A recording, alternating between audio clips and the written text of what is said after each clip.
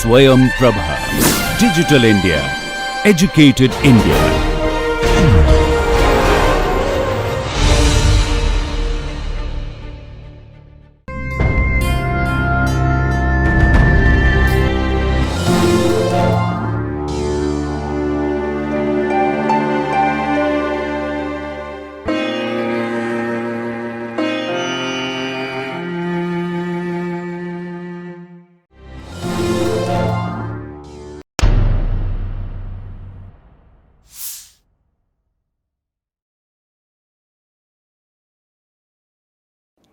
In this session, we are going to see how to make it easy for a child to do sums based on graph or plot the points in a graph sheet. Most often, we see that children are not able to first put in the x coordinate and then put the y coordinate. They do it the other way around. To put it in different words, they do not know that it is first the x coordinate followed by the y coordinate. For example, if they need to plot it as 2 and 3, they need to look at 2 in the x axis and then into 3 on the y axis.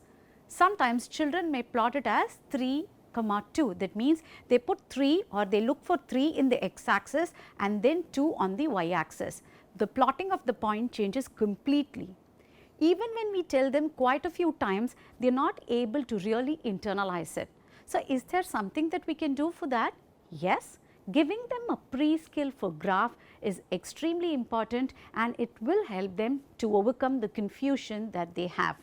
When we do a pre-skill for graph, we do not actually use a graph sheet, but we can use a sheet like this where there are just grids.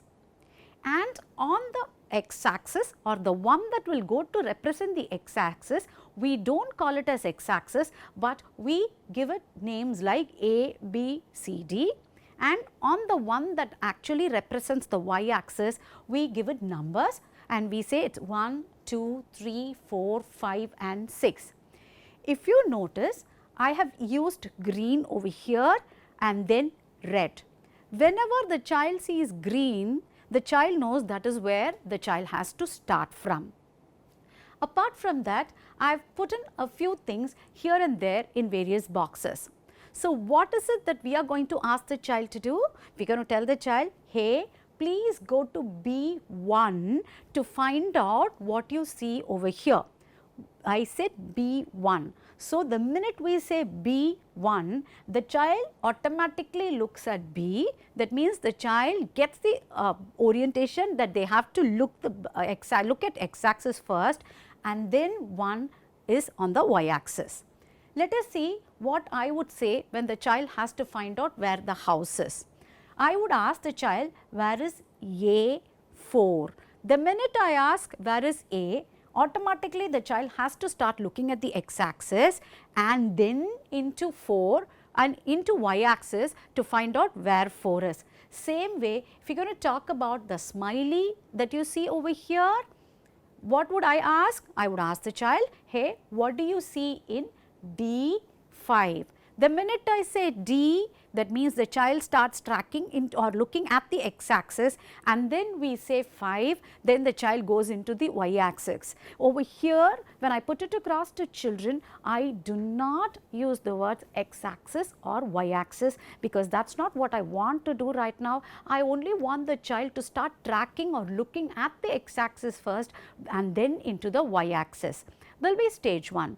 You can just give a few worksheets like this, after which slowly take away this A, B, C, D, but substitute it with numbers, but the numbers will be marked in green. So, it will be 1, 2, 3, 4 in green and 1, 2, 3, 4, 5, 6 and 7. You can mark as many as you want, okay, in red.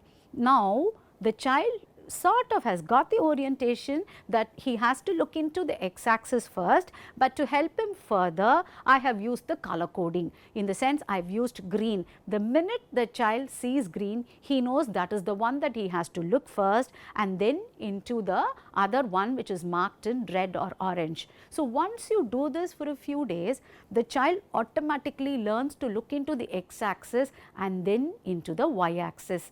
This will help the child to overcome the confusion that they have between x-axis and y-axis.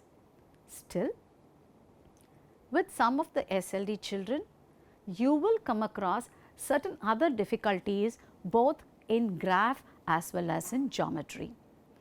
You may come across certain children who are not able to hold the scale, and when they hold the scale with 2 fingers and use the other hand to draw a line, the scale may tilt or move away.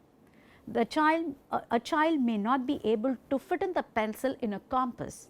The child may not be able to hold the compass properly. In the case of graph, there are tiny squares and there is a thick line and there is a thicker line. They may not be able to differentiate all this, and the minute they see plenty of squares, they just feel so bogged down, they may not be able to focus. Why do they go through all these issues? How can we help all these issues? If you look at all these issues, there are 2 things that you will notice. Let us look into the first case, the child not able to hold the pencil, the child not able to hold the compass, the child not able to rotate the compass freely, and the scale does not stay in a place, it moves away. All these are actually not problems which are pertinent or relevant only to mathematics. It refers to fine motor coordination.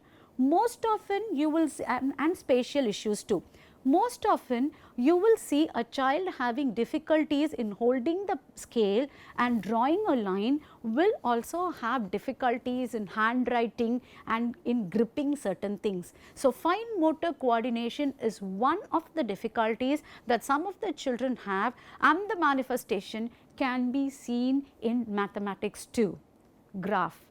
As I told you, graph, we all know that it has small squares, and looking at too many squares at the same time may give them a visual fatigue. It is not actually visual fatigue, there is something called as a visual figure ground problem that some SLD children may have. What do I mean by saying visual figure ground? Visual figure ground refers to focusing on one particular thing when the background is filled with things that are competing, meaning there are lots of squares, and from there when the child has to focus on one particular square, the child's visual processing may not be that good and may lead to issues. Again, what I am trying to tell you is it is not a mathematics problem. It is a general problem where the manifestation is seen in maths too. So, once you come across these sort of children, please remember that they need a little more than what we give inside a classroom. Maybe an occupational therapy will really help them to a large extent. So, let us first understand what is the difficulty of the child and then give them remedy based on the difficulty. Once we are able to do it, the child will get the right help at the right time. I am sure you will all be able to spot out the difficulties of the children and give them the right type of remedial at the right time, which will help these children to bloom and blossom into lovely flowers. Thank you.